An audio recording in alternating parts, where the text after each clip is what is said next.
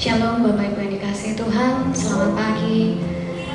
Hari saat ini kita bersyukur pada Tuhan bisa ada di tempat ini untuk bertemu dengan Tuhan. Mari kita siapkan hati kita.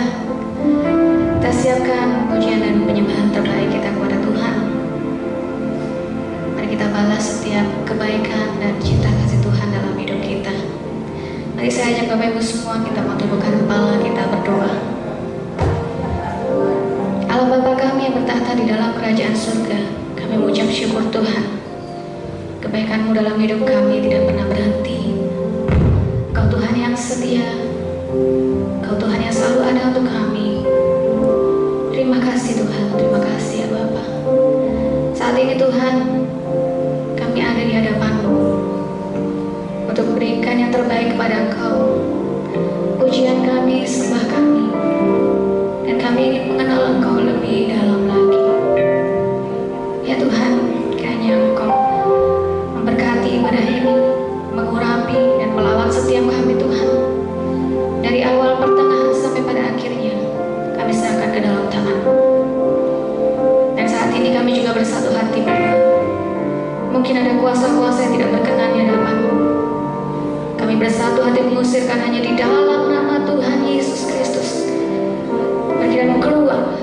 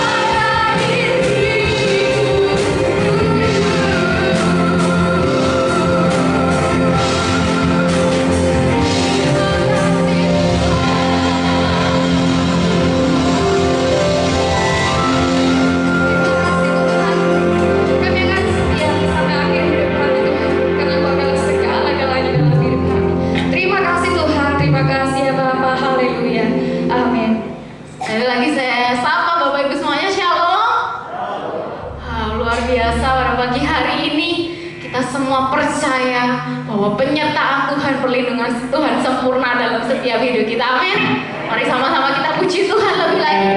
Katakan, hatiku percaya kepadamu Tuhan Yesus. Yes.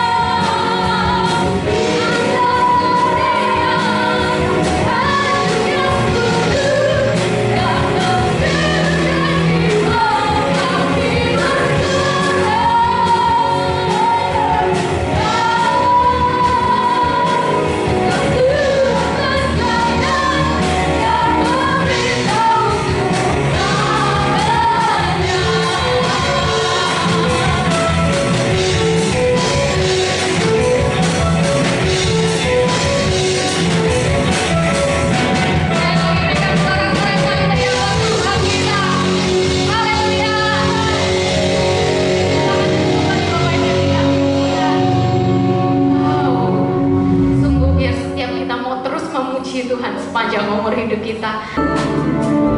Kami datang hari ini Tuhan dengan segenap hati dan jiwaku. Ku datang padamu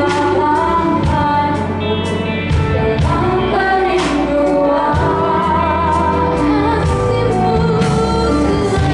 rasamu mengubahku dan menguatkanku dalam pengharapan.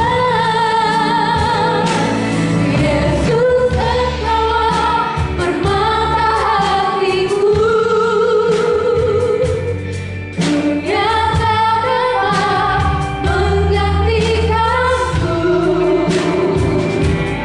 Kemuliaan-Mu tercurah bagiku, menjadikanku indah dan semakin indah bagiku.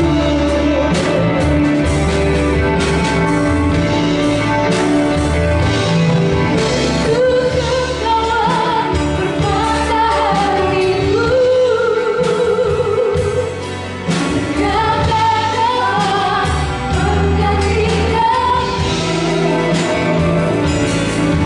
Kemuliaan-Mu tercurah bagiku, menjadikanku indah dan semakin indah bagiku.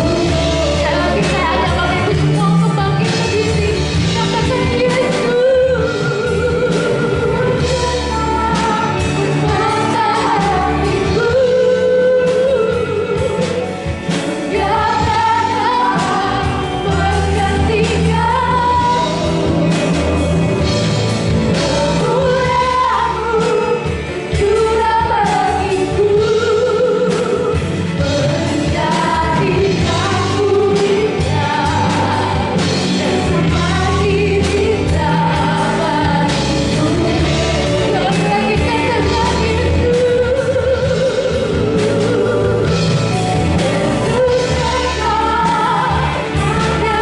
jadi pertemuan dalam setiap hati kami Tuhan.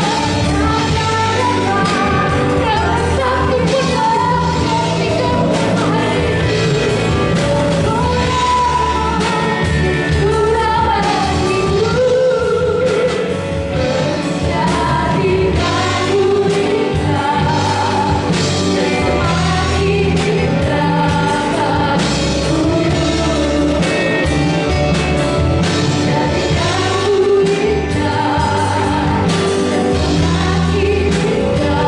bagiku, menjadikanku indah dan semakin indah bagiku. Sungguh ya Bapa, sungguh ya Tuhan, biar pujian ini Tuhan ada dalam setiap hati kami Tuhan. Oh, setiap kami percaya bahwa Tuhan adalah permata dalam setiap hati kami Tuhan. Tidak ada satu pun di dunia ini yang bisa menggantikan posisi-Mu Tuhan. Kau yang terbaik Tuhan, Kau yang terbaik yang kami miliki Tuhan dalam kehidupan kami. Terima kasih Tuhan Yesus, terima kasih Bapa buat setiap kasih, buat setiap cinta-Mu, buat setiap kesetiaan-Mu Tuhan, buat setiap kasih karunia yang kami terima dari Engkau Tuhan. Terima kasih Bapa, terima kasih Tuhan Yesus. Kalau sebentar Tuhan, kami masih diberi kesempatan oleh Engkau Tuhan untuk kami dengarkan firman-Mu Tuhan. Kami mau duduk diam Tuhan di bawah kaki-Mu Tuhan. Kami mau dengar-dengaran akan firman-Mu Tuhan. Selama waktu ini Tuhan, selama kesempatan ini masih ada Tuhan, kami mau sungguh-sungguh Tuhan.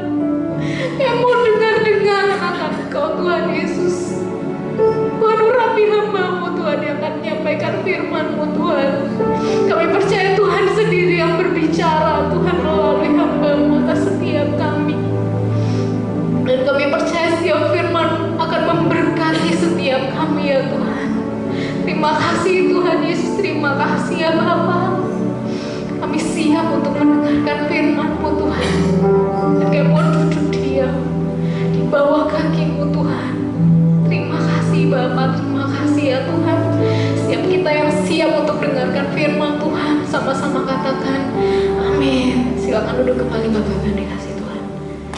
Puji Tuhan. Shalom. Shalom. Selamat sore buat kita semua. Puji Tuhan. Saya percaya Bapak Ibu yang hadir sore hari ini pulang diberkati Tuhan. Amin. Puji Tuhan. Bapak Ibu yang dikasih Tuhan, saya terus berdoa buat jemaat Tuhan di tempat ini.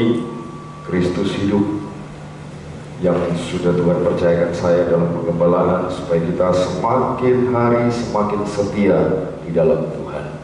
Amin ya. Semakin cinta Tuhan sungguh-sungguh, mengasihi Tuhan sungguh-sungguh, dan takut akan Tuhan. Saya berdoa supaya jemaat Tuhan di tempat ini bertumbuh kerohanian kita di dalam Kristus. Karena memang Bapak Ibu dikasih Tuhan, jujur saja kita masih belum tahu apa yang terjadi di tahun 2021 ini, ya. Belum kemarin dapat berita katanya ada pesawat jatuh juga. Fokus kita sudah mulai mengalih kepada kejadian kemarin, ya, Bapak Ibu dikasih Tuhan. Memang tidak pernah tahu Bapak Ibu dikasih Tuhan, tapi tetap saya punya kerinduan untuk Bapak Ibu harus lebih lagi membangun kedekatan dengan Tuhan. Amin. Ya, lewat doa, lewat penyembahan, lewat beribadah, baik beribadah di gereja, baik beribadah di rumah, pokoknya terus membangun kedekatan kita dengan Tuhan. Amin. Ya, karena Bapak Ibu, saya yakin dan percaya semakin kita dekat dengan Tuhan, Tuhan juga akan mendapatkan kita orang yang sungguh-sungguh beriman ke dalam Kristus. Karena memang iman yang benar itu adalah beriman ke dalam Kristus, bukan beriman kepada Kristus, tapi beriman seperti Kristus. Harus beriman seperti Kristus itu adalah imannya Kristus, bukan beriman kepada Kristus. Coba Bapak Ibu buka Alkitab kita di dalam Galatia pasal 2 ayat yang ke-20. Coba dulu istriku bisa bacakan Galatia pasal 2 ayat yang ke-20. Ya. Namun aku hidup, tetapi bukan lagi aku sendiri yang hidup, Ya. melainkan Kristus yang hidup di dalam aku. Dan hidupku yang kuhidupi sekarang di dalam daging adalah hidup oleh iman dalam Anak Allah yang telah mengasihi aku dan menyerahkan dirinya untuk aku. Coba perhatikan baik-baik Bapak Ibu. Hidupku bukan aku lagi, tetapi Kristus yang hidup dalam hidupku. Dan hidup yang kuhidupi sekarang ini adalah hidup oleh iman dalam Anak Allah. Artinya kita beriman di dalam Kristus. Imannya iman Kristus. Jadi pengertiannya begini Bapak Ibu. Iman kita itu menyatu dengan Kristus. Sekali lagi, yang dimaksud dengan imannya Kristus ini adalah iman kita itu menyatu dengan Kristus. Coba kita lihat Bapak Ibu. Kalau menyatu dengan Kristus, apa yang dikatakan dalam surat Filipi? Coba kita lihat Filipi pasal 2 ayat yang ke-9, ayat yang ke-5. Tolong istriku bacakan. Coba perhatikan ayat ini. Ya. Hendaklah kamu dalam hidupmu bersama menaruh pikiran dan perasaan yang terdapat juga dalam Kristus Yesus. Nah, ini loh yang dikatakan menyatu. Iman kita menyatu dengan Kristus, sehingga menaruh kebersamaan dengan Kristus. Pikirannya pikiran Kristus, perasaannya perasaan Kristus, dan kehendaknya pun terhadap juga terdapat juga dalam Kristus Yesus. Ini yang saya katakan iman ke dalam Kristus. Artinya apa? Iman ini menyatu dengan Kristus. Coba buka lagi Kolose 3 ayat 4. Coba perhatikan baik-baik ayat ini Bapak Ibu. Kolose pasal 3 ayat yang ke-4. Tolong istriku bacakan. Ya. Apabila Kristus yang adalah hidup kita menyatakan diri kelak, kamu pun akan menyatakan diri bersama dengan Dia dalam kemuliaan. Coba Bapak Ibu, perhatikan baik-baik Bapak Ibu. Saya ulangi sekali lagi, apabila Kristus yang adalah apa? Yang adalah apa? Hidup kita. Coba. Sekali lagi, saya ulang. Apabila Kristus yang adalah hidup kita Wah, ini luar biasa. Hal ini bisa terjadi karena apa? Karena Kristus hidup di dalamku. Sekarang yang kuhidupi sekarang ini adalah hidup oleh iman. Iman ke dalam Kristus. Makanya ayat ini mengatakan ketika Kristus yang adalah hidup kita. Jadi sekali lagi Bapak Ibu, ini iman yang benar. Ini iman yang diperkenan oleh Allah. Beriman seperti Kristus hidup di dalam kita. Bukan beriman kepada Kristus. Udah masa begini, beriman kepada Kristus yang hidup di dalam kita. Loh kok kepada? Oh jelas-jelas hidup. Kristus ini hidup di dalam kita. Wah, ini kalau mengerti ini Bapak Ibu dalam. Saya percaya akhir-akhir ini sangat dibutuhkan iman, tapi iman yang berkenan kepada Allah. Bukan asal-asal iman. Iman yang berkenan kepada Allah adalah iman yang seperti Kristus. Sekali lagi, bukan beriman kepada Kristus, tapi beriman seperti Kristus yang hidup di dalamku. Yaitu apa? Imannya iman Kristus. Ini yang benar. Artinya apa? Saling terikat, mengikatkan diri, menyatu dengan Kristus. Bukan kepada. Kalau kepada berarti begini, saya minta berkat kepada Kristus. Kepada itu namanya. Tapi iman yang benar itu adalah menyatu, terikat. Benar sekali dalam Injil Matius 18 ayat 18. Coba perhatikan. Coba Bapak Ibu, kita lihat Injil Matius 18 ayat 18. Tolong istriku bacakan. Nah, coba Bapak Ibu, perhatikan baik-baik. Ya. Aku berkata kepadamu, sesungguhnya apa yang kamu ikat di dunia ini akan terikat di surga, dan apa yang kamu lepaskan di dunia ini akan terlepas di surga. Coba Bapak Ibu, saya ulang sekali lagi. Aku berkata kepadamu, sesungguhnya apa yang kamu ikat di dunia ini akan terikat di surga. Sekarang saya mau tanya, kita lihat sekarang Injil Lukas 18 ayat 8. Coba tolong klik LCD.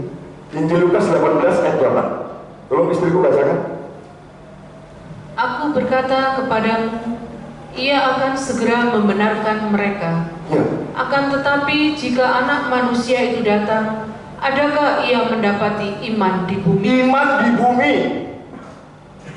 Tadi Injil Matius berkata, apa yang kau ikat di bumi, di dunia, ya dunia ini ya bumi. Bapak Ibu dikasih Tuhan.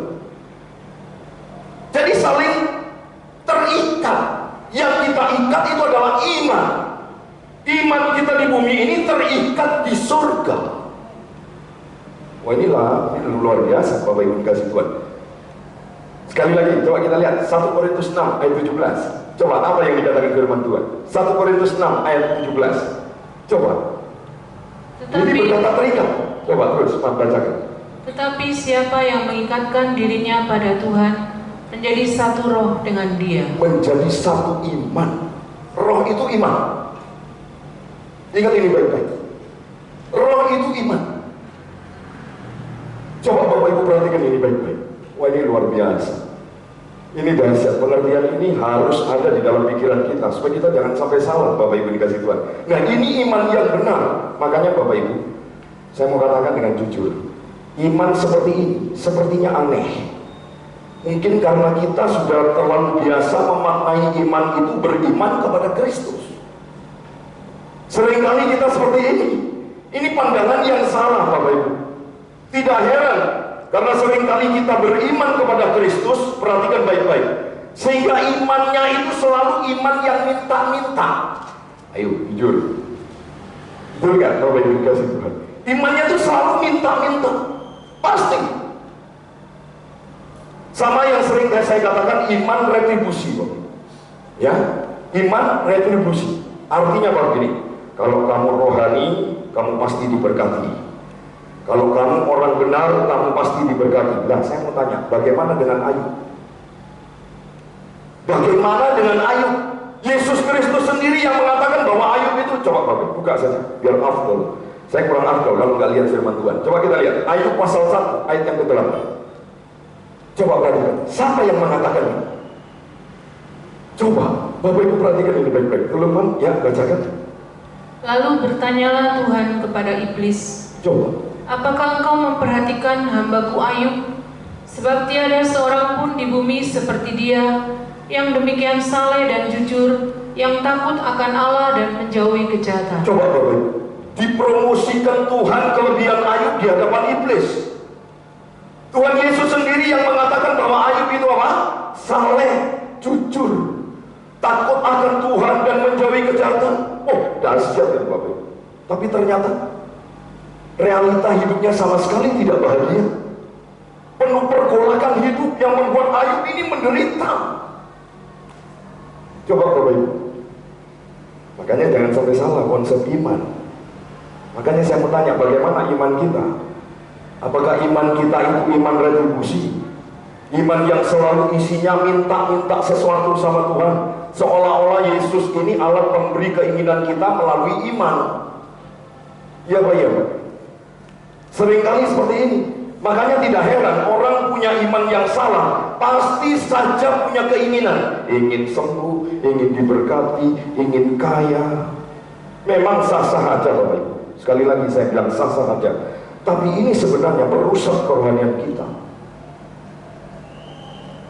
Suatu saat keinginan kita tidak dijawab oleh Tuhan, kita pasti sakit hati. Kita pasti tanya sama Tuhan, kenapa Tuhan? Bukankah Engkau berjanji?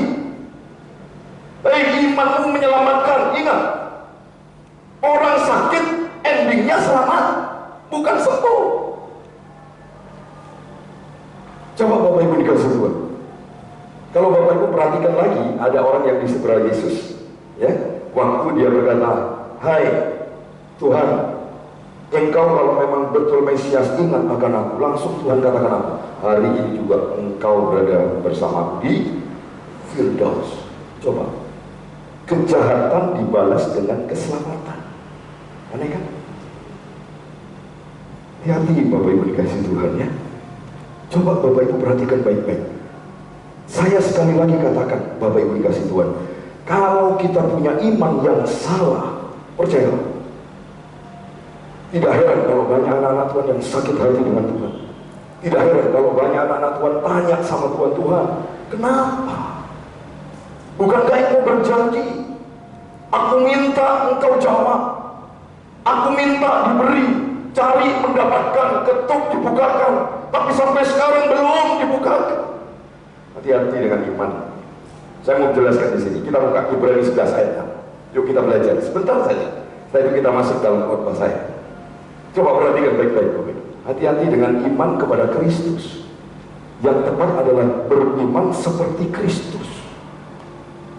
Coba perhatikan baik-baik Bapak Ibu. Ibrani 11 ayat 6. Tolong istriku bacakan. Coba perhatikan ayat ini. Coba. Tetapi tanpa iman tidak mungkin orang berkenan kepada Allah. Sebab barang siapa berpaling kepada Allah, ia harus percaya bahwa Allah ada, Ya. dan bahwa Allah memberi upah kepada orang yang sungguh-sungguh mencari Dia. Coba Bapak Ibu sangat ketat. Coba ketat dengan teks. Saya ingin jemaat Tuhan dalam pengembalaan saya di tempat ini coba belajar sangat ketat dengan teks. Perhatikan baik-baik Bapak. Kalau Bapak Ibu perhatikan ayat ini, percayanya ternyata bukan supaya aku diberkati, betul? Bukan. Percayanya bukan supaya aku sembuh. Percayanya bukan supaya aku ditolong. Tapi firman Allah mengatakan dengan tegas bahwa kalau kita percaya bahwa Allah itu ada, ini yang penting. Firman Allah mengatakan bahwa Allah ada. Allah itu nyata. Allah itu nyata berarti firman-Nya betul-betul hidup di hidup kita. Ini yang benar. Coba Bapak Ibu perhatikan baik-baik. Makanya saya percaya kalau kita punya iman yang benar, percayanya kita bukan percaya kita disembuhkan, tapi percaya bahwa Allah ada. Ini yang benar. Lalu perhatikan baik-baik dari teks ini Bapak. Begitu kita percaya bahwa Allah itu ada, sekarang Allah itu akan memberi apa Bapak Ibu? Memberi janji. Apa janjinya? Coba lanjut, istri. Tolong bacakan. Janjinya ini, coba. Dan bahwa Allah memberi upah kepada orang yang sungguh-sungguh mencari Dia. Coba. Allah memberi upah kepada orang yang apa? Sungguh-sungguh mencari siapa? Mencari pertolongan? Mencari berkat? Mencari kesembuhan? Coba. Firman Allah jelas, orang yang sungguh-sungguh mencari Kristus. Makanya benar sekali firman Tuhan. Ada firman Tuhan berkata begini, manusia hidup bukan dari roti saja, tetapi dari setiap firman yang keluar dari mulut Allah. Ini orang kalau imannya benar, beriman kepada Kristus, arah hidupnya jelas. Karena kita bukan beriman kepada Kristus, tetapi beriman ke dalam Kristus. Karena memang firman Tuhan tadi berkata dalam Galatia 2:20, bahwa aku bukannya aku lagi, tapi Kristus hidup di dalam. Wah, ini dahsyat Bapak. Ini luar biasa. Ayo kita ubah sekarang konsep paradigma kita. Kita bukan lagi beriman kepada Kristus, tapi kita beriman seperti Kristus. Beriman ke dalam Kristus. Imannya Kristus. Orang kalau punya imannya Kristus, percaya Bapak Ibu, kita pasti menjalani hidup ini seperti Filipi 1:29 dengan mudah. Coba kita lihat Filipi 1:29. Coba perhatikan ayat ini. Wah, ini dahsyat. Ini luar biasa. Coba tolong bacakan ya. Sebab kepada kamu dikaruniakan bukan saja untuk percaya kepada Kristus, melainkan juga untuk menderita untuk Dia. Ini loh yang saya mau katakan. Karunia iman memampukan kita percaya bukan saja kepada Kristus, melainkan hidup menderita sekalipun untuk Dia. Karena kita beriman seperti Kristus. Kita beriman, kita punya iman, imannya Kristus. Bapak Ibu yang dikasihi oleh Tuhan, saya akan terus memberikan pengajaran yang benar. Sebab kalau pengajarannya salah, contoh seperti tadi yang saya sudah katakan, punya iman saja yang salah, fokus kita gagal. Fokus kita gagal pasti dalam hidup kita, melangkah dalam hidup kita pasti salah. Fokusnya terus mengarah yang ke bawah. Padahal jelas sekali di dalam Kolose 3 ayat 1 dan ayat yang kedua dikatakan supaya kita terus menjadi fokus dan pikiran kita perkara-perkara yang di atas. Coba tolong istriku bacakan Kolose pasal 3 ayat 1 sampai ayat yang kedua. Ya, tolong istriku bacakan. Karena itu kalau kamu dibangkitkan bersama dengan Kristus, carilah perkara yang di atas, di mana Kristus ada duduk di sebelah kanan Allah. Langsung ayat yang kedua. Pikirkanlah perkara yang di atas, bukan yang di bumi. Bapak Ibu, iman ini bukan beriman kepada Kristus, tapi beriman seperti Kristus. Orang yang beriman seperti Kristus pasti fokusnya perkara-perkara yang di atas, bukan yang di bumi. Saya mau menjelaskan begini, Bapak Ibu tahu, iman itu karunia. Yang setuju dengan saya katakan amin. Ya, sekarang saya tanya, karunia itu roh. Roh itu vertikal. Sekali lagi saya ulang, iman itu karunia. Karunia itu roh. Dan roh itu vertikal.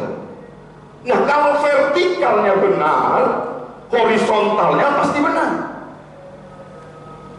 Tapi kalau vertikalnya salah, horizontalnya pasti ngawur. Coba Bapak Ibu perhatikan baik-baik. Bapak Ibu, jujur aja, banyak orang percaya, tapi bukan percaya bahwa Allah ada.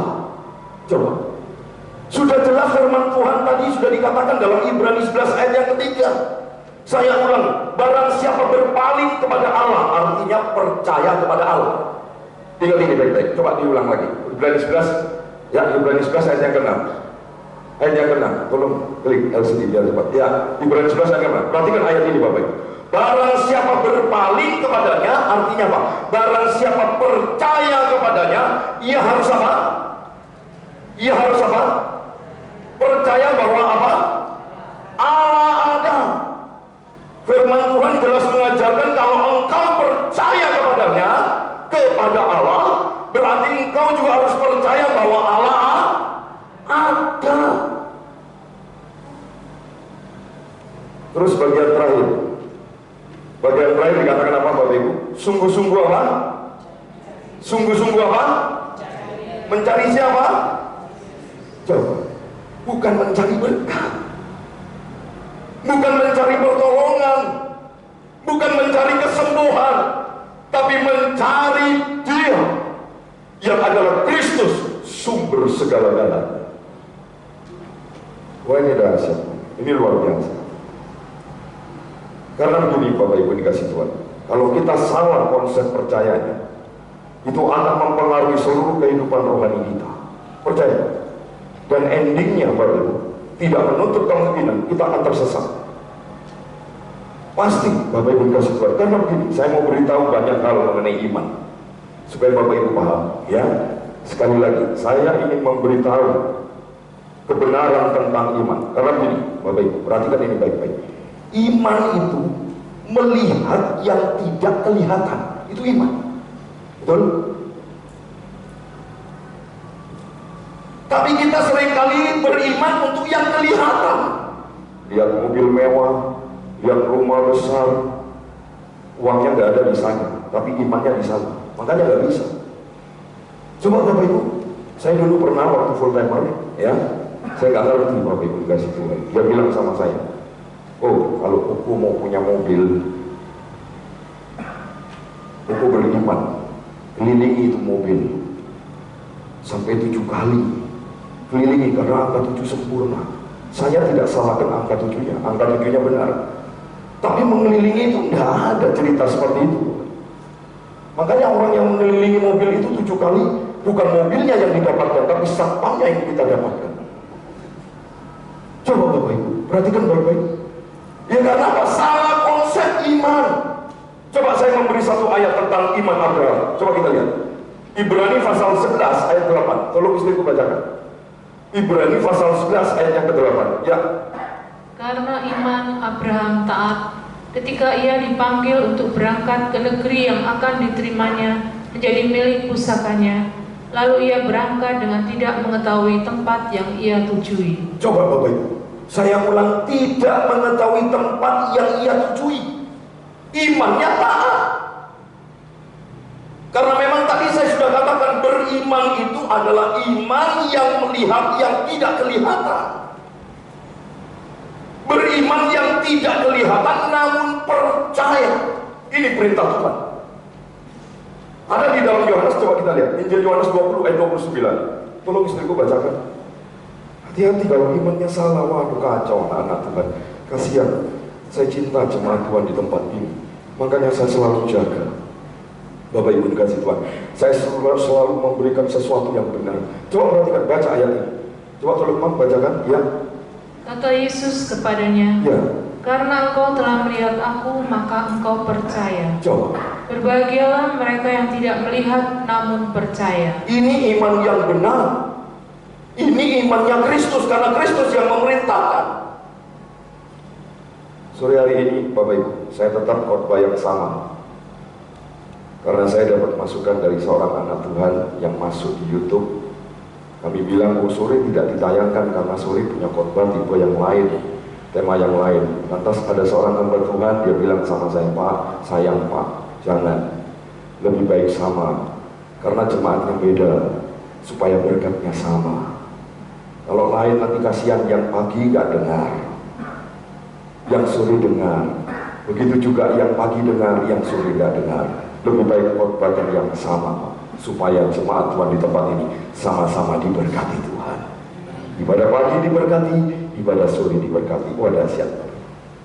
Makanya sore hari ini saya tetap memberikan tema yang sama, anugerah dan rancangan Allah.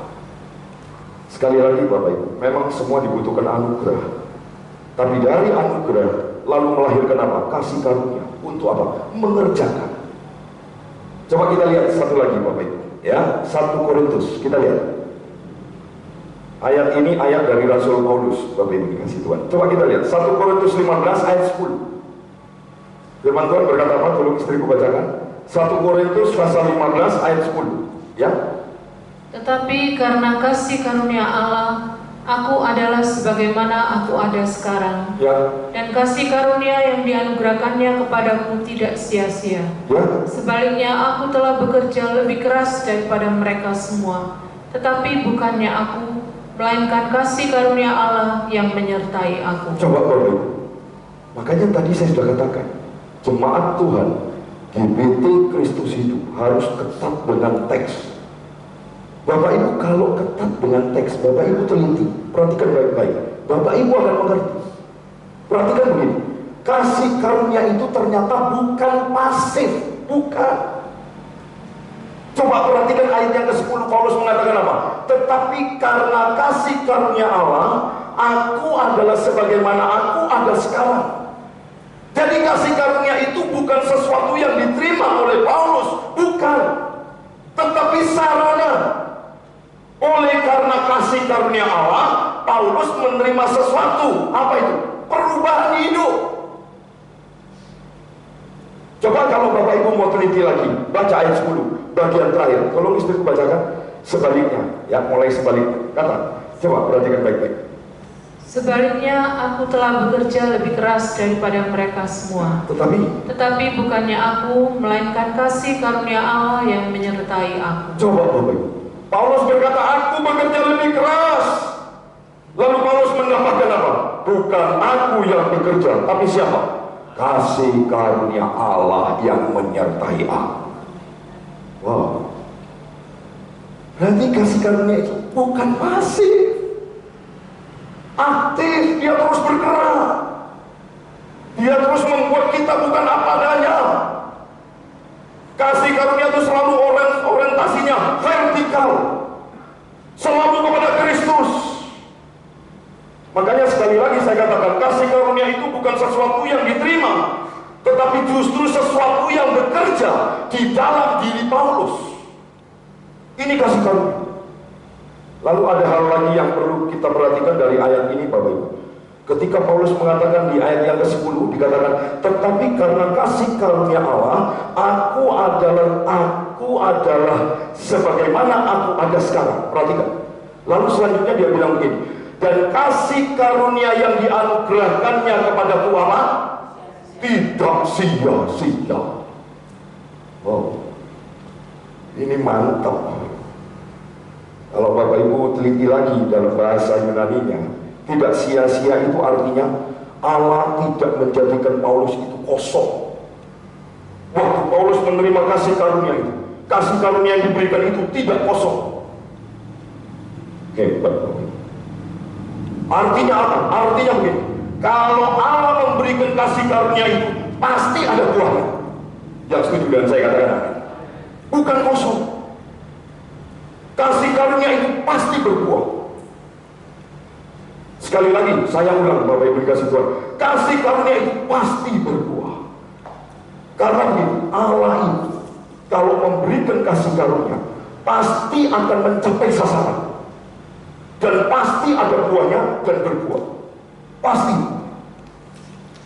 Jadi ketika Allah memberikan kasih karunia, maka percayalah, Allah memastikan kasih karunia itu akan sampai pada sasarannya Allah, pasti. Wadah sih, ini luar biasa firman Tuhan. Sama dengan begini, saya beri contoh Bapak Ibu, supaya Bapak Ibu paham.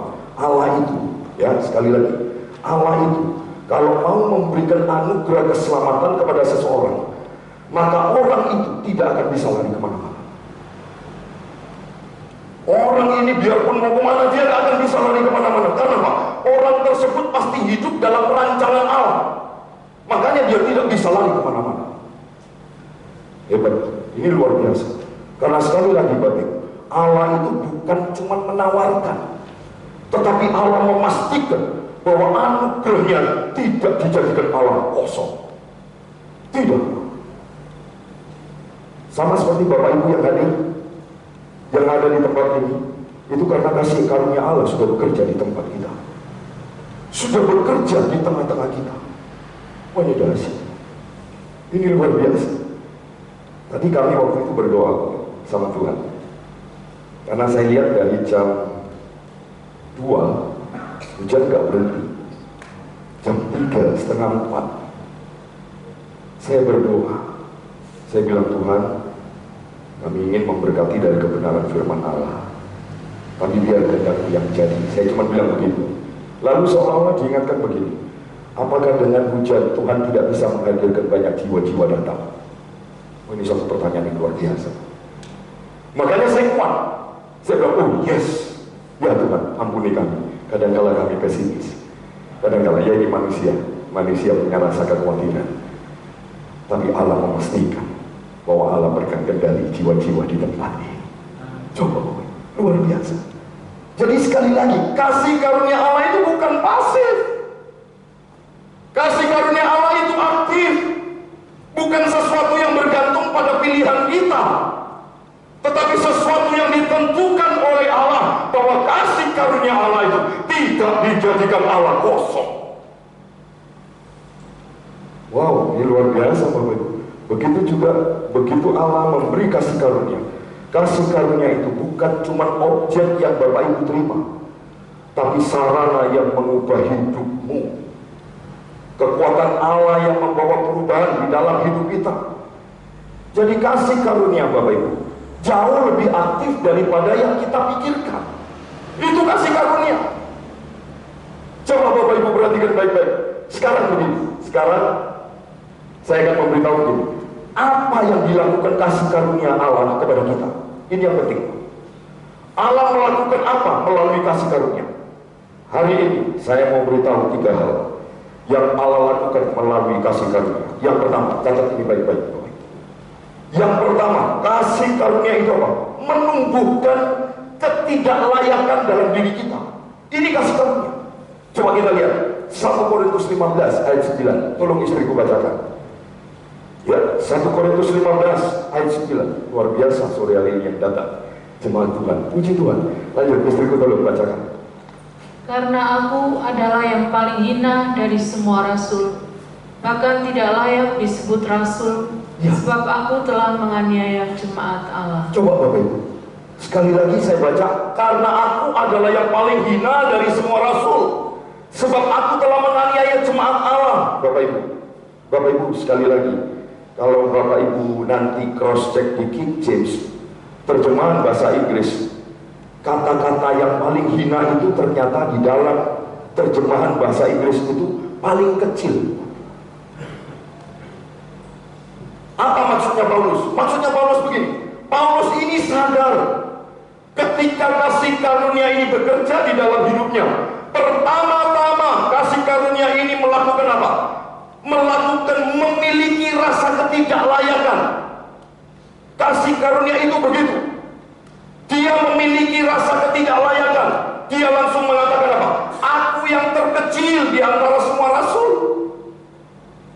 Coba Bapak Ibu. Lalu Paulus menambahkan lagi apa? Biarpun sekali lagi dia katakan apa? Bahkan aku tidak layak disebut rasul. Wah, ini dahsyat. Kalau Bapak Ibu kembali lagi, Bapak Ibu teliti baik-baik dari ayat ke ayat, dari 1 Korintus 15, Bapak Ibu pelajari. Dan mungkin saya sebutkan satu-satu di tempat ini, biar Bapak Ibu PR di rumah baca ayat ini. 1 Korintus pasal 15, terus Bapak Ibu baca. Luar biasa berbicara tentang Paulus. Bahkan Paulus berbicara bukan cuma apa? Bukan cuma sekali lagi aku yang terkecil, bukan. Paulus terus untuk semakin rendah. Bahkan Paulus berkata apa? Aku tidak layak disebut sebagai rasul. Paulus berusaha untuk semakin lebih kecil lagi. Karena memang begini Bapak Ibu, kalau Paulus sampai cuma berkata aku yang terkecil di antara semua rasul, berarti jawaban saya Paulus masih rasul. Betul ya? Bapak Ibu dikasih Tuhan yang sama dengan bumi. Kalau kita disebut paling miskin di antara yang paling kaya, tetap kita orang kaya. Ya, tetap kita punya kehormatan. Begitu juga Paulus. Paulus dikatakan yang terkecil di antara semua rasul. Ini masih enak karena Paulus masih rasul. Tapi ini bukan. Ternyata Rasul Paulus dikatakan apa? Aku tidak layak disebut rasul. Ini loh yang namanya apa? Kerendah hatian yang sejati. Paulus pantas merasa diri seperti itu. Wadah siapa? Bapak Ibu, saya tidak tahu bagaimana kehidupan Bapak Ibu masa lalunya, lalu kehidupan Bapak Ibu yang sekarang. Tapi setidak-tidaknya perasaan ketidaklayakan itu harus ada di dalam diri kita.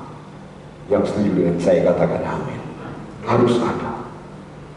Bahkan di dalam Alkitab bahasa aslinya, waktu Paulus mengatakan aku adalah yang terkecil, Paulus tidak berhenti di situ. Tapi Paulus masih terus-menerus merasa diri kecil. Ini loh yang sering kali saya katakan di dalam Injil Yohanes 3 ayat 30. Saya rindu kita baca sama-sama. Yuk, Injil Yohanes 3 ayat yang ke-30. Tolong klik LCD. Ayo kita baca sama-sama. Bapak Ibu lihat saja di LCD ya. Ayo kita baca sama-sama. 1, 2, 3. Tetapi aku harus makin kecil. Coba, orang yang sudah berjumpa dengan kasih karunia Allah, orang itu pasti ada kesadaran yang kuat tentang apa? Ketidaklayakan diri kita. Tadi pagi saya juga sudah katakan Bapak Ibu, saya justru prihatin kalau sampai ada orang yang membanggakan kasih karunia sebagai anugerah Tuhan yang hebat, tapi ternyata di dalam kehidupannya nggak ada perubahan signifikan.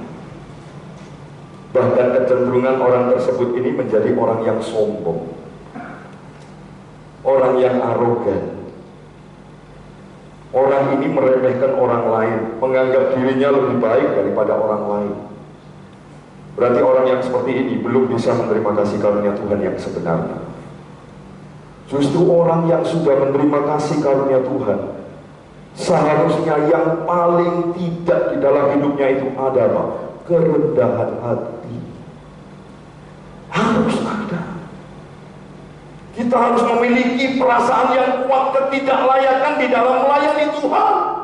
Ini yang pertama, menumbuhkan apa? Ketidaklayakan. Lalu kita lihat yang kedua. Sekarang kita lihat yang kedua, Bapak. Allah melakukan apa melalui kasih karunia? Yang kedua, yaitu Allah memberi kasih karunia. Untuk apa? Memberi kehidupan yang baru. Ini yang kedua. Coba Bapak Ibu perhatikan, tetap di 1 Korintus 15 ayat 10. Tolong istriku bacakan. Dikatakan apa di sana? Coba perhatikan. Ya. Tetapi karena kasih karunia Allah, aku adalah sebagaimana aku ada sekarang. Ya. Dan kasih karunia yang dianugerahkannya kepadaku tidak sia-sia. Ya. Sebaliknya aku telah bekerja lebih keras daripada mereka semua. Tetapi bukannya aku, melainkan kasih karunia Allah yang menyertai aku. Coba Bapak, saya ulang sekali lagi. Tetapi karena kasih karunia Allah, aku adalah sebagaimana aku ada sekarang. Dan kasih karunia yang dianugerahkannya kepadaku apa? Tidak sia-sia. Paulus mengatakan, oleh karena kasih karunia Allah, aku adalah sebagaimana aku ada sekarang. Maksudnya apa? Maksudnya apa? Maksudnya apa? Ini semua karena kasih karunia Tuhan. Nah, ketika Paulus mengatakan aku sebagaimana aku ada sekarang, berarti apa? Paulus ini sedang membandingkan dirinya saat ini dengan masa lalunya. Dulu siapa Paulus? Sekarang Paulus siapa? Berarti apa? Ada perubahan. Ada sesuatu yang baik dalam hidup. Harusnya dari tahun ke tahun kehidupan rohani kita harus ada perubahan lebih baik. Coba Bapak Ibu, ini penting Bapak Ibu, supaya Bapak Ibu bisa merenung dari kebenaran firman Allah. Adakah perubahan kerohanian kita? Makanya Paulus sampai berkata, aku sebagaimana aku ada sekarang. Berarti Paulus sedang membandingkan dirinya saat ini dengan masa lalunya. Paulus bisa mengaca dirinya sendiri bahwa hidupku ada perubahan. Bukan perubahan semakin turun, tapi perubahan semakin membaik dalam hidupnya. Nah, Bapak Ibu yang dikasih oleh Tuhan, sekarang saya coba akan jelaskan tentang poin pertama dan poin yang kedua, karena sering rancu di sini. Ya, tadi poin pertama bilang kasih karunia Tuhan menumbuhkan ketidaklayakan dalam diri kita. Tapi ingat Bapak Ibu, kita tidak boleh dikuasai perasaan ketidaklayakan ini terus menerus, tidak boleh. Ngerti ya? Ngerti ya maksud saya Bapak Ibu ya? Kita boleh bahkan selalu ingat bahwa ketidaklayakan itu harus selalu ada di dalam pikiran kita. Tapi tetap saya mau katakan ini, tapi jangan terus menerus sehingga membawa hidup kita tidak ada perubahan. Seharusnya ketidaklayakan kita ini membawa dampak, membawa perubahan. Karena satu hal yang perlu Bapak Ibu ketahui begini, korban Kristus jauh lebih besar daripada dosa kita. Yang setuju dengan saya katakan amin. Coba perhatikan baik-baik. Kasih karunia Allah ini jauh lebih besar dari dosa kita. Jadi sekali lagi, kita jangan dikuasai dengan ketidaklayakan terus menerus sampai akhirnya tidak membawa perubahan hidup. Karena kasih karunia itu yang pertama, memang kasih karunia itu menumbuhkan ketidaklayakan di dalam diri kita. Tapi masih ada yang kedua. Kasih karunia Allah yang kedua, justru kasih karunia itu membawa perubahan hidup. Dari ketidaklayakan akan terus progres, naik, membawa perubahan hidup. Makanya yang benar begini, perhatikan ini baik-baik. Ketika kita berjumpa dengan kasih karunia Allah yang sejati, pertama, menumbuhkan ketidaklayakan di dalam diri kita. Tapi yang kedua, ketidaklayakan itu seharusnya membawa kita untuk mengalami perubahan hidup. Ini yang benar. Memang sekali lagi perasaan ketidaklayakan itu harus ada, tetapi tidak boleh jadi raja. Ingat ini baik-baik. Jangan sampai karena kita terus dikuasai oleh perasaan ketidaklayakan itu terus menerus tanpa progres, gak ada perubahan. Salah itu, nggak benar itu bukan kasih karunia, itu buatan kita saja. Memang saya percaya, saya harus mengakui dan saya harus katakan, perasaan ketidaklayakan itu harus selalu kita ingat, tetapi tidak boleh terikat. Ingat ini baik-baik. Harus selalu ingat, sampai kapanpun kita harus selalu ingat, kita ini orang yang tidak layak, tapi kita tidak mengizinkan perasaan itu menghambat. Dan kita tidak mengalami perubahan hidup, tidak boleh. Justru perasaan ketidaklayakan itu di dalam aspek apa saja melayani Tuhan, tapi harus menarik kita sampai membawa perubahan hidup. Karena sekarang kita harus tahu, tidak peduli seberapa besar dosa kita, tapi kasih karunia Tuhan jauh lebih besar daripada dosa kita. Jauh lebih besar. Kita semua punya masa lalu, Bapak Ibu. Mungkin kita punya masa lalu, kita dulu tidak baik, masa lalu kita dulu tidak benar. Tapi tetap saya mau katakan, Bapak Ibu, tidak ada orang kudus yang tidak punya masa lalu. Amin. Pasti punya. Tapi sekali lagi, jangan izinkan perasaan ketidaklayakan itu menjadi raja di dalam hidup kita, sehingga kita tidak mengalami progres, tidak mengalami perubahan hidup. Tapi tetap ketidaklayakan itu harus ada dan harus selalu kita ingat. Tapi untuk tujuan supaya kita jangan sombong, terus menjaga ketidaklayakan ini, menjaga supaya saya tetap rendah hati. Tapi dengan rendah hati tetap akan membawa perubahan hidup. Ini yang benar. Jadi sekali lagi, jangan izinkan perasaan ketidaklayakan itu menjadi raja di dalam hidup kita. Jangan izinkan perasaan tidak layak itu mengikat kita, karena masih ada kasih karunia Allah yang jauh lebih besar daripada kesalahan kita dan dosa kita. Amin. Bapak Ibu yang dikasih Tuhan. Tapi tetap saya katakan, kasih karunia Allah yang sejati ini seharusnya membawa kita kepada perubahan yang lebih baik. Ada perkembangan yang lebih baik. Tapi kita cuman berhenti, jangan kita cuman. Kalau kita cuman berhenti pada perasaan ketidaklayakan, lalu cuman berhenti sampai di dalam perubahan hidup, setelah itu kita diam. Tidak. Masih ada yang ketiga, makanya saya katakan 3 hal ini poin. Kita jangan berhenti. Pertama, perasaan ketidaklayakan yang terus-menerus itu menghimpit kita sehingga kita tidak mengalami perubahan hidup. Tapi begitu juga waktu kita mengalami perubahan hidup, kita juga jangan berhenti di dalam perubahan hidup saja. Masih ada progres yang selanjutnya. Ini yang perlu kita perhatikan. Bapak Ibu yang dikasihi oleh Tuhan, saya yakin kalau kita sebagai orang Kristen yang sejati, kita akan terus berjuang dengan maksimal untuk mengalami perubahan hidup yang lebih baik lagi. Pasti. Karena kita tidak sendiri. Kita bersama dengan kasih karunia Tuhan. Kasih karunia Allah yang memampukan kita berjuang untuk mengalami kehidupan yang lebih baik lagi. Pasti ada. Nah, ini yang namanya kasih karunia yang membawa kemajuan di dalam hidup kita.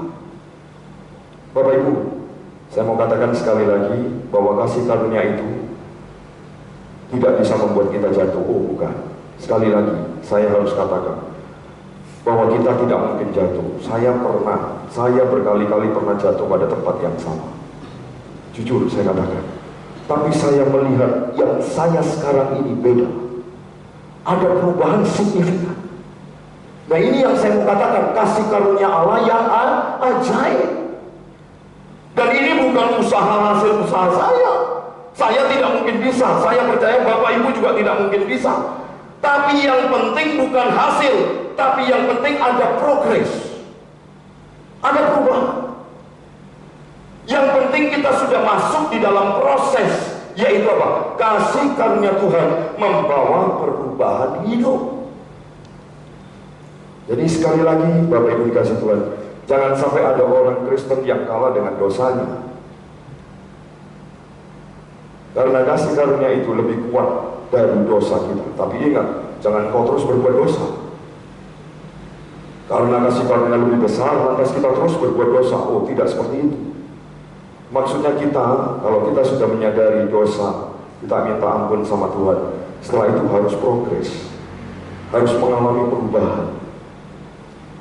Bapak Ibu yang dikasih Tuhan, kalau kita percaya bahwa dosa sudah dikalahkan oleh korban Kristus di kayu salib, kalau kita percaya bahwa ada Roh Kudus yang memeteraikan keselamatan di dalam diri kita, maka sudah sepantasnya ada progres di dalam kehidupan kerohanian kita. Amin. Ada perubahan. Ini yang kedua. Kasih karunia itu membawa perubahan hidup. Yang pertama, dia menumbuhkan perasaan ketidaklayakan. Kemudian yang kedua, dia memberikan kehidupan yang baru. Ini yang kedua. Sekarang kita lihat yang terakhir. Yang ketiga, apa yang dikerjakan Allah melalui kasih karunia?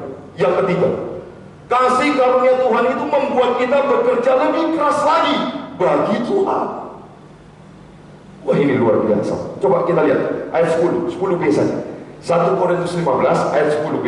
Sebaliknya, ya, coba perhatikan baik-baik. Ya. Sebaliknya, aku telah bekerja lebih keras daripada mereka semua. Tetapi bukannya aku, melainkan kasih karunia Allah yang menyertai aku. Coba Bapak. Nah, sekarang coba kita menilik dari 1 Korintus 16 ayat 16. Coba tolong lihat. Tolong lihat 1 Korintus 16 ayat 16. Ini sebagai contoh saja, Bapak Ibu. Ya, perhatikan baik-baik. Coba, ya. Karena itu taatilah orang-orang yang demikian, dan setiap orang yang turut bekerja dan berjerih payah. Artinya apa? Artinya Paulus ini mengingatkan kita semua dengan orang-orang yang bekerja dengan jerih payahnya, yaitu siapa? Gembala kita, hamba Tuhan yang telah terus menumbuhkan iman kita, lalu dia mengalami apa? Perubahan hidup dan memiliki kehidupan yang baru. Bapak Ibu, tadi pagi saya sudah jelaskan. Ini saya jelaskan lagi biar Bapak Ibu paham. Begini, kehidupan yang baru itu selalu ada kaitannya dengan pengajaran. Ingat ini baik-baik. Sekali lagi saya ulang. Kehidupan yang baru itu selalu ada kaitannya dengan pengajaran. Selalu begitu. Kehidupan yang baru itu selalu tergantung dari pengajaran. Makanya jemaat gereja Bethel Tabernakel Kristus hidup kita sungguh-sungguhlah dengan pengajaran yang benar. Penting, karena pengajaran yang benar ini akan menuntun kita di dalam kehidupan yang baru. Coba perhatikan baik-baik. Lalu Paulus menambahkan apa di sini? Tetapi bukan aku, melainkan kasih karunia Allah yang bekerja di dalam aku. Bapak Ibu, ini luar biasa Paulus. Paulus ini pikirannya pun juga progres. Kenapa Paulus mengeluarkan kata-kata ini? Paulus mengeluarkan kata-kata ini karena Paulus itu takut. Takut apa? Takut ada orang-orang yang salah persepsi. Paulus takut nantinya disangka Paulus ini sombong. Makanya Paulus tambahkan kata-kata apa? Bukan aku yang bekerja, melainkan siapa? Kasih karunia Allah yang bekerja di dalam aku. Bapak Ibu, jujur aja, saya mau katakan dengan jujur. Memang ada kalanya kita mengatakan dengan benar, tapi ada saja orang-orang yang punya persepsi yang salah. Saya juga begitu kadang. Dan saya sudah mengatakan ini dengan benar, masih aja ada orang-orang yang punya persepsi yang salah. Oh, Pak Gembala itu sombong. Oh, Pak itu padahal ini kebenaran. Pasti Bapak Ibu dikasih Tuhan. Tidak peduli pembicara yang hebat sekalipun, tidak peduli pembicara yang baik seperti apapun, selalu ada orang yang salah paham dengan kita. Selalu ada. Begitu juga Paulus, Bapak. Mungkin orang lain akan menangkap perkataan Paulus sebagai kesombongan, tapi sebenarnya saya mengatakan tidak, Bapak Ibu. Paulus mencoba jujur. Memang Rasul Paulus ini, Bapak Ibu, saya katakan, Rasul Paulus ini rasul yang hebat. Bahkan kalau kita lihat sejarah pelayanan Paulus, sungguh-sungguh luar biasa, Pak. Perjuangannya Paulus, pengorbanannya Paulus, sampai Rasul Paulus ini dikatakan di dalam Alkitab, dia paling sering masuk penjara. Itu Paulus dalam pelayanan. Paulus paling sering masuk penjara. Paulus juga pernah dirajam batu dalam pelayanannya. Paulus juga paling sering di dalam bahaya. Paulus ini juga paling sering mengalami kelaparan, kedinginan, mengalami karang kapal. Oh, pokoknya luar biasa pengorbanan dan perjuangan Rasul Paulus dalam pelayanan. Makanya Bapak Ibu dikasih Tuhan, saya pun juga di tempat ini, saya jagai jemaat Tuhan. Sampai setiap hari, maaf, jangan dipersepsi salah lagi. Nanti saya dipikir saya sombong. Sampai tiap hari, tiap pagi Bapak Ibu, saya kasih renungan singkat. Untuk apa? Untuk iman kita supaya bertumbuh, kerohanian kita bertumbuh. Sebelum kita melakukan aktivitas dalam pekerjaan, firman Tuhan melakukan dulu. Firman Tuhan melakukan terlebih dahulu sebelum kita beraktivitas. Tujuannya apa? Menjaga, melayani jemaat. Karena memang Rasul Paulus sendiri berkata apa, Bapak? Dia memelihara jemaat-jemaat. Coba buka 2 Korintus 11. 2 Korintus 11 ayat 23 sampai 28. Tolong istriku bacakan. Ini membawa inspirasi saya dalam melayani Tuhan, Bapak. Jadi setiap kali saya menderita, setiap kali saya mengeluh di dalam pelayanan, saya selalu ingat ayat ini. Coba Bapak perhatikan ayat ini. Ini ayat yang membuat saya kuat dalam pelayanan. Biarpun dalam penderitaan seperti apapun. Coba Bapak lihat ini. 2 Korintus 11 ayat 23 sampai 28. Tolong istriku bacakan. Ya. Apakah mereka pelayan Kristus? Aku berkata seperti orang gila. Aku lebih lagi. Aku lebih banyak berjerih lelah, lebih sering di dalam penjara. Coba, lebih sering di dalam penjara terus. Didera di luar batas, kerap kali dalam bahaya maut. Ya. 5 kali aku disesa orang Yahudi.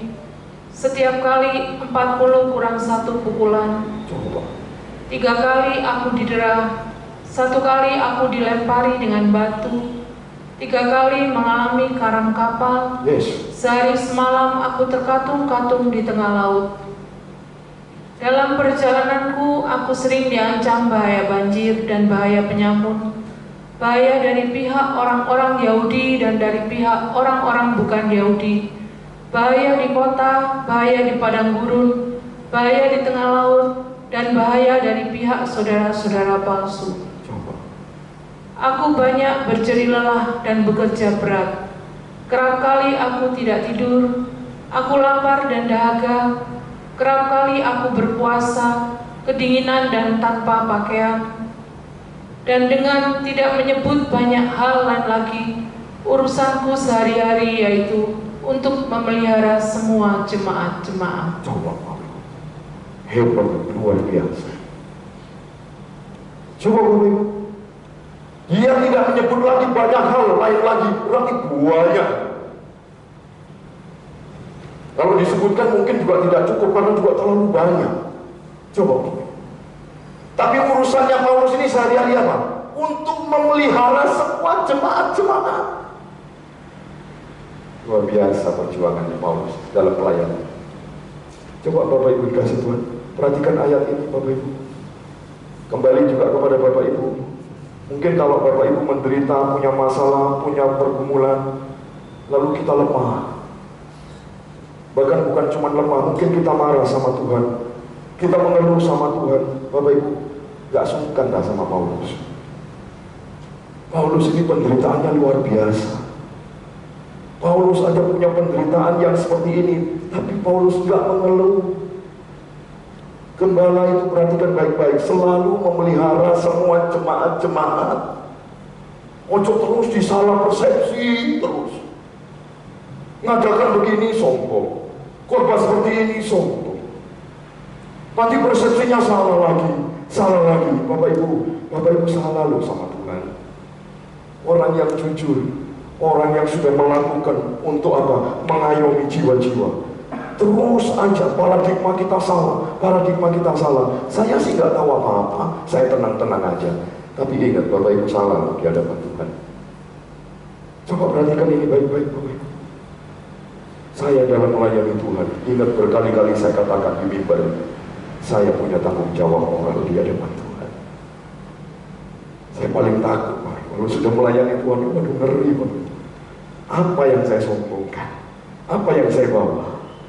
Coba Bapak Ibu ingat ada hamba Tuhan yang meninggal di mimbar, ingat ya?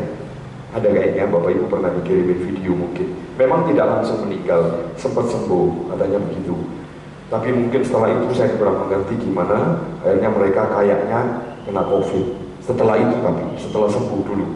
Jadi memang tidak langsung, tapi saya ingat sekali perkataan di mimbar, dia berkata apa? Tentang doa. Coba Bapak Ibu perhatikan. Kalau nanti Bapak Ibu punya videonya, Bapak Ibu perhatikan. Dia kata-kata apa? Banyak doa. Dia bilang begini, hari Jumat sudah mati doanya. Dia berkata yang pendeta, saya bersyukur di tempat ini dipenuhi dengan doa. Doa pagi tetap. Kita jalan sudah 1 minggu kemarin. Hari besok Selasa jalan lagi. Besok pagi tetap saya menyampaikan renungan firman sampai Sabtu.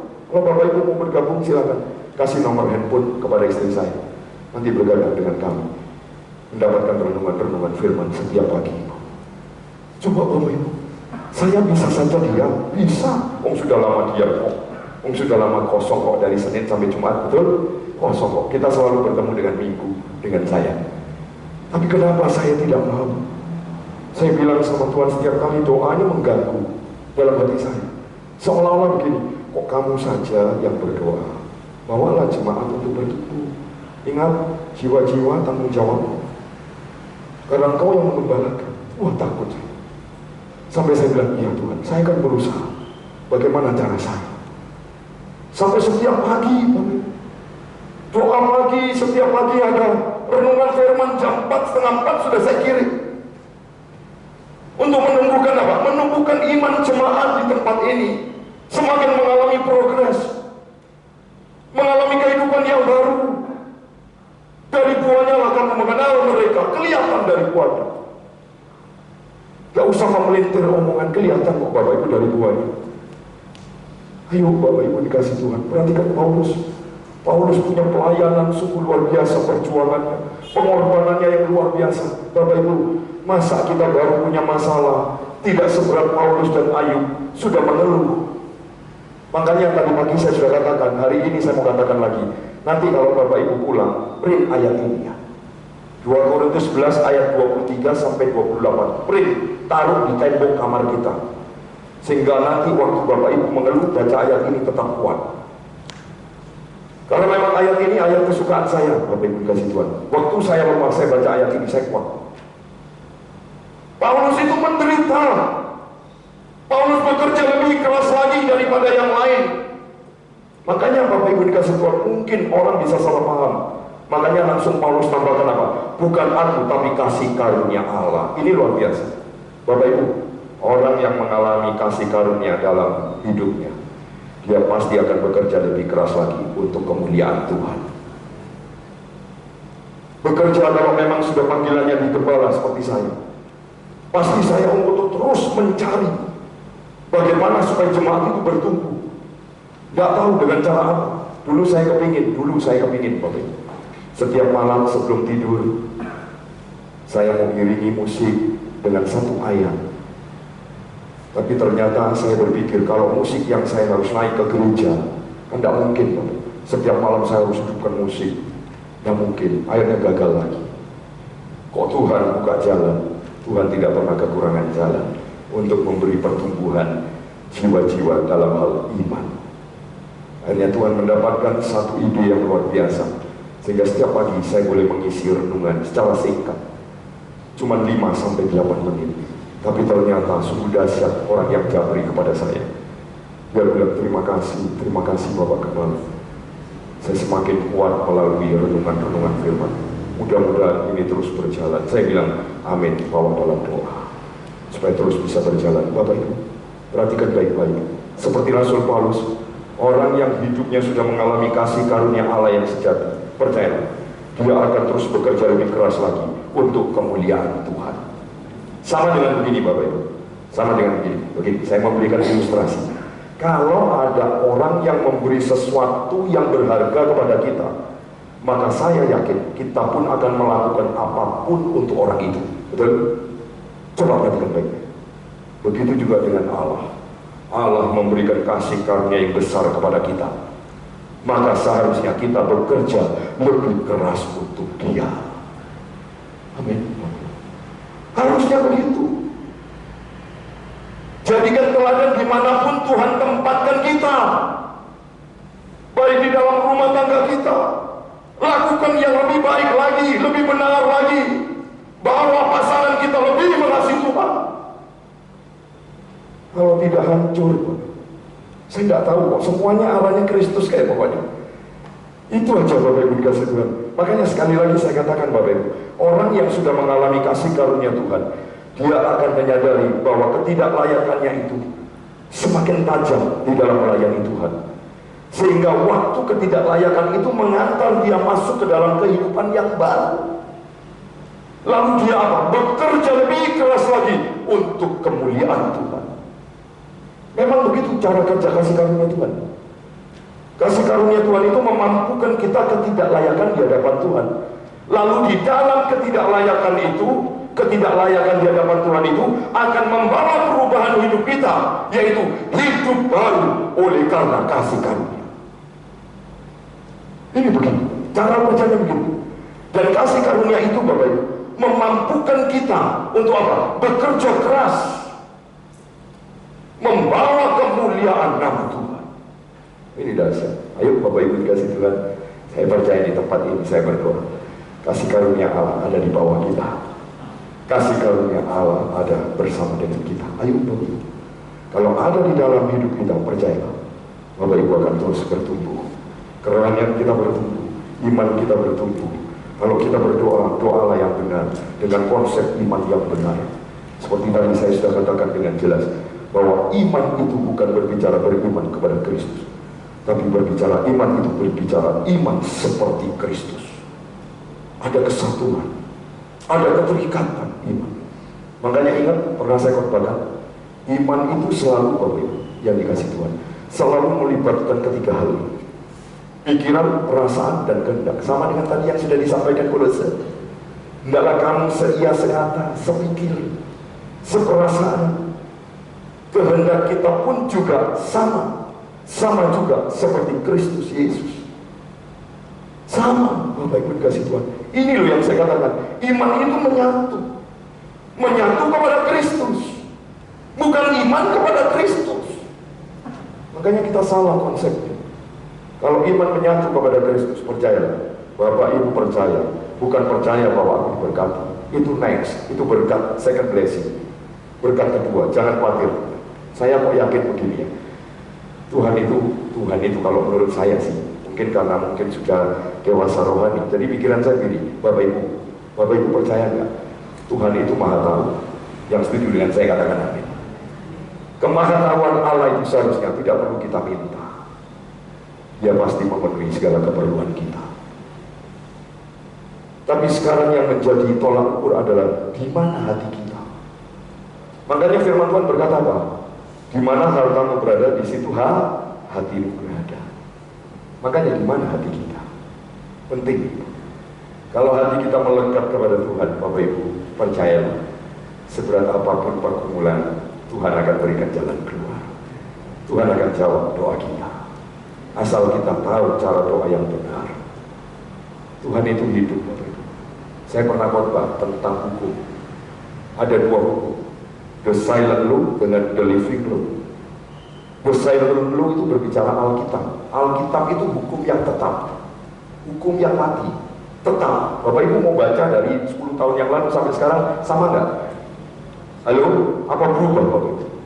Dulu Adam dan Hawa diciptakan, sekarang bukan Adam dan Hawa, burung. Kan tidak mungkin. Alkitab, nah ini yang saya katakan. Alkitab ini the silent law. Hukum yang tetap. Tapi melalui Alkitab harusnya membawa kita mengenal hukum yang hidup. Yaitu siapa? Yesus Kristus. Saya tidak pernah ngomong tentang dua hukum. The silent law dengan the living law. Ayo Bapak Ibu dikasih Tuhan. Sore hari ini percaya, kasih karunia membuat kita tidak apa adanya. Kasih karunia Allah itu bersifat aktif. Dan keaktifan dari kasih karunia Allah itu selalu bertumbuh ke arah Kristus. Percayalah Bapak Ibu dikasih Tuhan. Sore hari ini kita semua diberkati oleh Tuhan dari kebenaran firman Allah. Yuk tutup Alkitab kita.